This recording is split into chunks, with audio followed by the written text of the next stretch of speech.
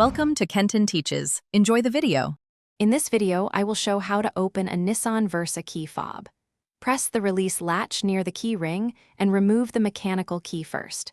Next, use a coin or flat tool at the seam to gently pry the two halves apart. Once open, note the battery model and orientation before replacing or cleaning contacts. Keep small parts in a safe place and reassemble by snapping the halves back together securely. Carefully remove the old coin cell and inspect the compartment for corrosion or debris. If you see buildup, clean contacts with a cotton swab and 90% isopropyl alcohol, then dry thoroughly. Slide in the new battery with the correct polarity and confirm it sits flat and secure. Reassemble the fob, test button functions, and verify the remote locks and unlocks the doors before finishing.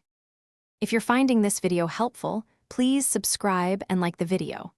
Quick recommendation: for a fresh ride while you work on the key fob, grab Little Tree's Black Ice and enjoy a clean scent in your car. It pairs nicely with hands-on projects by keeping odors away and lifting the mood. Check the description for the link and other deals. Now let's get back to the video. If the fob still does not work, inspect buttons for wear and clean any sticky residue under them. Reinstall the battery and test each button in close range to rule out signal issues. For persistent problems, consult the vehicle manual for reprogramming steps or visit a dealer or locksmith who can pair the fob to your car.